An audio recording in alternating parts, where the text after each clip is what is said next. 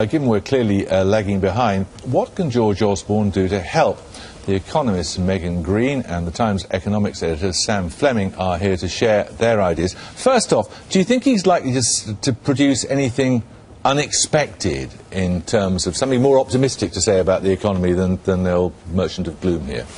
Well, it's critical that he does produce a convincing narrative. I agree with that. And there will be certainly things that he's held back. There always are. I mean, this has been a heavily briefed budget, as everyone's been saying, but there will be things that come out tomorrow. But I think the limits on his room for manoeuvre are prodigious. I mean, he has set himself a fiscal trajectory that he needs to continue to show that he's trying to meet.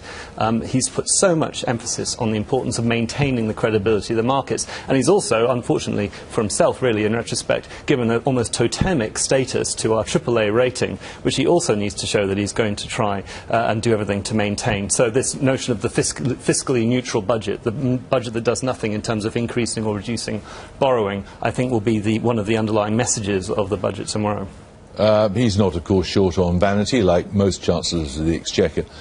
Actually, can anything he does make much difference, do you think, Megan? Well, this is a thing. I think the government has very little room for maneuver, and ultimately this rebalancing story is really a slow burner. I mean, what Britain needs to do is to reduce its dependence on domestic demand and financial services and very slowly try to shift it towards export-oriented sectors, and that is just going to take a lot of time. So there's very little that he can announce tomorrow that would do much. Exactly. So there's little he can announce tomorrow that will, shock everyone in a good way, that, Britain has a new fast growth strategy. But we're looking at these numbers, or not actually looking at the numbers. We would have been looking at the numbers. We would have been looking at them if it had worked. Yes. As a terrible problem. But actually, of course, if Euroland and the US are beginning to grow more strongly, this is the best news we've had this year. But why are Euroland and the US growing faster than we are? Well, first of all, Euroland is Germany. That's what's driving the Euroland. We're not talking about Italy here. We're not talking about Greece. We're talking about Germany. And Germany still makes things and exports things. It's in an economic sweet spot. They spent 10 years cutting costs, trying to make themselves more competitive as an economy. It's a long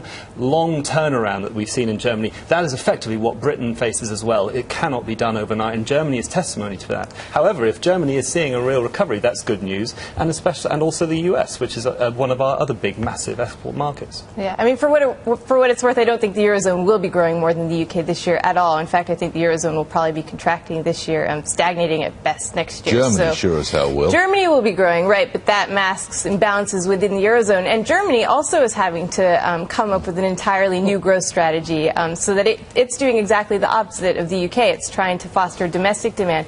And Germany has been in a sweet spot in part because it's doing so much better in terms of competitiveness, but also the vast majority of German exports are going not just to the Eurozone, but to the BRICS as well, and that's where the UK has been missing out. BRICS mean Brazil, Russia, India and China, is that what you mean? That's right, exactly. And the UK's biggest export offering is financial services, and the BRICS aren't really interested in the UK's financial services, so most of the UK's exports are going to the Eurozone, which isn't going to provide much demand anytime soon. What about these earnest protestations we hear about how cutting the 50p rate of tax for the richest people in society is somehow going to affect some sort of economic transformation in this country? Well, clearly it won't affect an economic transformation, and it's being oversold in that way as you'd expect. This is about politics, the 50p, as much as anything else. However, I think there is a role in government to provide signals, and there are many different signals you can send. And one of the important signals we do have to send is that we are open for business as an economy. And the 50p rate has this extraordinary status. When you speak to business people, they do always bring up the 50p rate, almost the first thing you mention. If you as George Osborne are cutting corporation tax to 23% and at the same time have this 50p